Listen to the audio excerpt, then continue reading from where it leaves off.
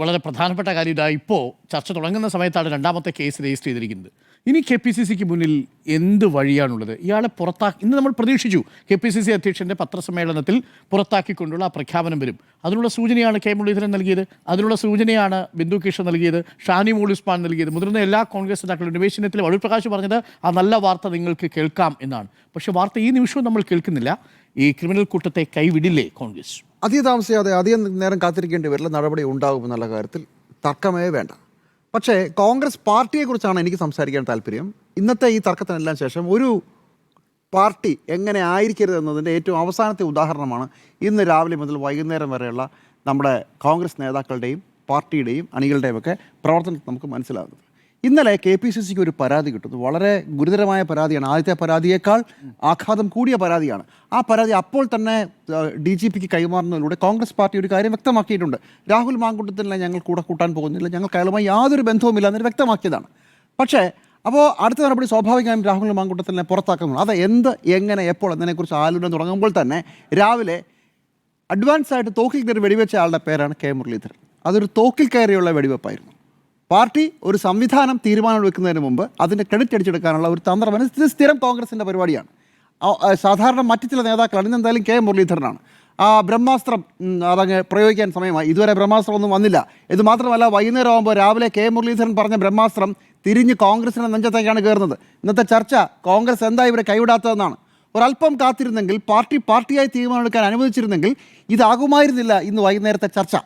KPCC ഇന്നലെ ആ പരാതി DGPക്ക് കൊടുത്തതിൻ്റെ ക്രെഡിറ്റിനെ കുറിച്ചായിരിക്കുമായിരുന്നു ചർച്ച, അതിൻ്റെ ഒരു മഹത്വത്തെക്കുറിച്ചായിരിക്കുമായിരുന്നു ചർച്ച. അതല്ല ഉണ്ടായത്. അപ്പോൾ പിന്നെ സ്വാഭാവികമായും ബാക്കിയുള്ള നേതാക്കൾക്ക് പ്രതികരിക്കേണ്ടി വന്നു. ചാടിക്കേറി VM സുധീരൻ പ്രതികരിച്ചു, ഉടൻ നടപടി വേണമെന്ന് പറഞ്ഞു. ഓരോ നേതാക്കൾ എല്ലാവരും ഇറങ്ങി. പക്ഷേ കോൺഗ്രസ് നേതൃത്വത്തിൽ അപ്പോൾ ഇത് എങ്ങനെയെന്നതിനെക്കുറിച്ചുള്ള ഒരു തീരുമാനമായിരുന്നില്ല. അതുകൊണ്ട് തന്നെ ഓരോരുത്തരായി സംസാരിച്ച് വരുമ്പോഴത്തേക്കും ഇതിൻ്റെ മൊന കുറഞ്ഞ് വരികയും അവസാനം KPCC പ്രസിഡന്റ് ഉചിതമായ സമയത്ത് ഉചിതമായ നടപടി എന്നതിലേക്ക് എത്തുകയും ചെയ്തു. ഇവിടെയാണ് കോൺഗ്രസിൻ്റെ നേതാക്കൾ തന്നെ, കോൺഗ്രസിൻ്റെ ആളുകൾ തന്നെ എത്ര നല്ല നടപടി എടുത്താലും അതിനെ അവസാനം പരാജയപ്പെടുത്തുന്ന ഒരു സ്ഥിതിയിലേക്ക് കൊണ്ടെത്തിച്ചത്. ഇതിപ്പോഴല്ലല്ലോ. രാഹുൽ മാങ്കൂട്ടത്തിനെതിരെ ആദ്യത്തെ പരാതി വരുമ്പോൾ ഈ കേസ് പോലും രജിസ്റ്റർ ചെയ്യുന്നതിന് മുമ്പ്, വിശദമായ വാർത്ത വരുന്നതിന് മുമ്പ് സസ്പെൻഡ് ചെയ്യിപ്പിച്ച പാർട്ടിയുടെ പേരാണ് കോൺഗ്രസ്. പക്ഷേ എന്നിട്ട് എന്താ സംഭവിച്ചത്? അപ്പോൾ തന്നെ രാഹുൽ മാങ്കൂട്ടത്തിലെ നടപടി പോരാ എന്ന് പറഞ്ഞ് ഒരു വിഭാഗം ആളുകൾ ഇപ്പോൾ പുറത്താക്കിയേ പറ്റൂ എന്ന് പറഞ്ഞ് തർക്കം തുടങ്ങിയതോടുകൂടി ഇതിൻ്റെ വിഷയം വേറൊരു വഴിയിലേക്ക് മാറി. അവിടെയും കോൺഗ്രസ് പാർട്ടി പരാജയപ്പെടുകയും ചില നേതാക്കൾ അഡ്വാൻസായി കളിക്കുന്നതിൻ്റെ ക്രെഡിറ്റ് ഏറ്റെടുക്കുകയും ചെയ്തു. രാഹുൽ മാങ്കൂട്ടത്തിനെ പുറത്താക്കണ്ട എന്നുള്ളതല്ല. ഒരു പാർട്ടിയാണെങ്കിൽ പാർട്ടിക്ക് അകത്ത് നിൽക്കണം, പാർട്ടിയുടെ രീതിയിൽ ഒരുമിച്ച് ആലോചിച്ച് തീരുമാനിക്കണം. അത് ഈ പ്രസ്ഥാനം ഒരു കാലത്തും അവർക്കത് അറിയില്ല, അവർക്കത് ചെയ്ത് ശീലവുമില്ല. അതുകൊണ്ടെന്താ, പുതിയ കാലത്ത് എല്ലാ ദിവസവും വിട്ട അമ്പ് സ്വന്തം നെഞ്ചത്തേക്ക് കയറി അത് ഏറ്റുവാങ്ങി ചത്തു വീഴേണ്ട അവസ്ഥയിലാണ് കോൺഗ്രസ് നേതൃത്വം എല്ലാ കാലത്തും. അത് കഴിഞ്ഞിട്ടോ ഒരാഴ്ച കഴിയുമ്പോഴേക്കും UDF കൺവീനർ പറയണത് AI ശബ്ദമായിരിക്കാം എന്ന് പറയുകയാണ്. വീണ്ടും പാളയത്തിനകത്ത് പെടാം. അത് കഴിഞ്ഞ് രാഹുൽ മാങ്കൂട്ടത്തിൽ പാലക്കാട് സജീവമാകാൻ പോകുമ്പോൾ കോൺഗ്രസിൻ്റെ അകത്ത് നിന്ന് തന്നെ ആളുകൾ ആളും ആരവുമായി പോയി അദ്ദേഹത്തെ സ്വീകരിക്കുന്നു. അത് കഴിഞ്ഞ് തെരഞ്ഞെടുപ്പ് കാലം വരുന്നു. തിരഞ്ഞെടുപ്പ് കാലം വരുമ്പോൾ രാഹുൽ മാങ്കൂട്ടത്തിനെ പിന്തുണച്ച, രാഹുൽ മാങ്കൂട്ടത്തിനെ നിയമസഭയിൽ കൊണ്ടുവന്ന് കാർ ഓടിച്ചയാൾ ഇവിടെ പാർട്ടി സ്ഥാനാർത്ഥിയായി തിരുവനന്തപുരത്ത്, നേമത്ത്, പത്തനംതിട്ടയിൽ എന്തിന് രാഹുൽ മാങ്കൂട്ടത്തിനെ അനുകൂലിച്ചുകൊണ്ട് LDFിൽ നിന്ന് ഒരു നേതാവ് അവിടുന്ന് ചാടി കോൺഗ്രസിൽ വരുന്നു. 24 മണിക്കൂറിൽ അവരും മത്സരിക്കുന്നു. ഇങ്ങനെയാണ് രാഹുൽ മാങ്കൂട്ടത്തിൽ കേസിൽ ഏറ്റവും ഗംഭീരമായി നടപടിയെടുത്ത കോൺഗ്രസിനകത്തുള്ള പ്രശ്നങ്ങൾ കൊണ്ട് തന്നെ പരാജിതനായി പോകുന്നത്.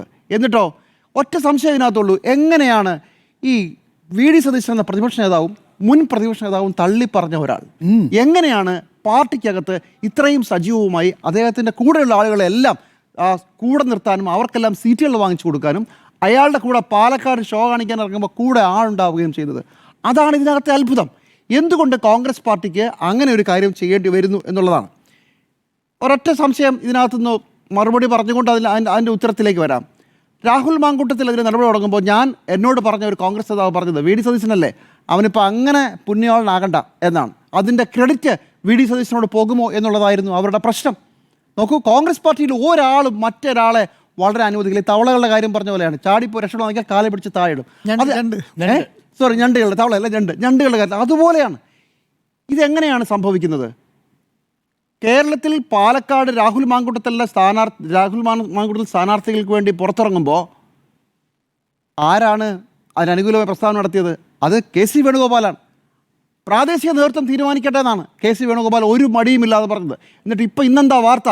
ഹൈക്കമാൻഡിൻ്റെ ക്ഷോഭമാണത്രേ. രാവിലെ പുറത്താക്കാൻ തീരുമാനിച്ച വാർത്ത മാധ്യമങ്ങൾ വന്നിട്ട് വൈകുന്നേരം അപ്പോൾ വാർത്ത വന്നില്ല. അപ്പോൾ ഹൈക്കമാൻഡ് ക്ഷോഭിച്ചു. ഏത് ഹൈക്കമാൻഡ്? KC വേണുഗോപാലാണ് സാർ കേരളത്തിലെ ഹൈക്കമാൻഡ്. ഈ ഇന്ത്യയിലെ മുഴുവൻ രാഷ്ട്രീയ കാര്യങ്ങളുടെ ചുമതലയുള്ള ജനറൽ സെക്രട്ടറിയാണ്. KC വേണുഗോപാലിൻ്റെ അനുഗ്രഹാശികളോടെയാണ് VD സതീശനും രമേശ് ചെന്നിത്തലയും വിചാരിച്ചിട്ട് ഒരു കാര്യവും നടക്കാതെ പോയത്. എന്നിട്ട് വൈകുന്നേരം ആകുമ്പോൾ വാർത്ത ഹൈക്കമാൻഡ് തീരുമാനിച്ചു, പക്ഷേ ഇവിടെയുള്ള ആളുകൾ എന്തോ പരാജയപ്പെടുത്തി കളഞ്ഞു എന്ന മട്ടിലാണ്. എന്തൊരു ലജ്ജാകരമായ മീഡിയ ഓപ്പറേഷനാണ് നടന്നത്. ഈ കാര്യത്തിൽ ഒരു സംശയവും വേണ്ട. ഹൈക്കമാൻഡിൻ്റെ നേതൃത്വമുള്ള KC വേണുഗോപാലിന് അനുകൂലികളായ ഒരു വിഭാഗം നിന്നതുകൊണ്ടാണ് പ്രതിപക്ഷ നേതാവും മുൻ പ്രതിപക്ഷ നേതാവും വിചാരിച്ചിട്ടും രാഹുൽ മാങ്കൂട്ടത്തിനെതിരെ ഒന്നും സംഭവിക്കാതെ പോയത്.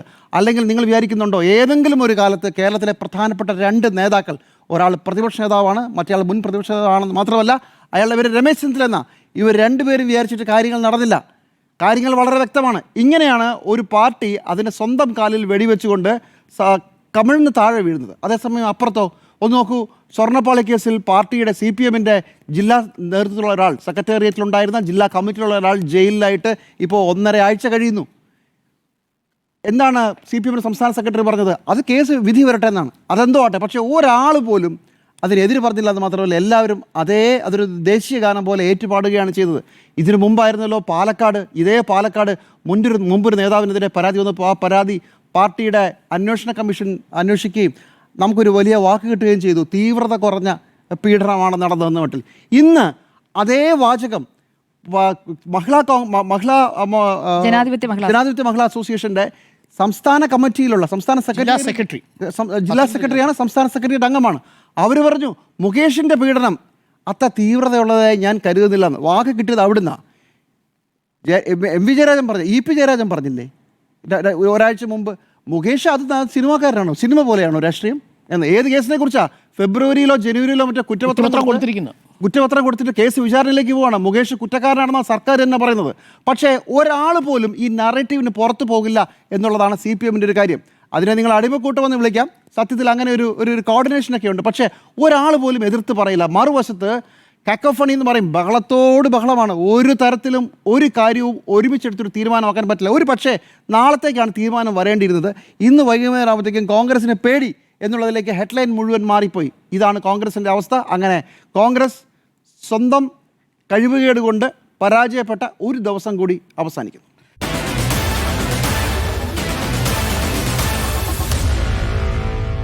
Meet the editors.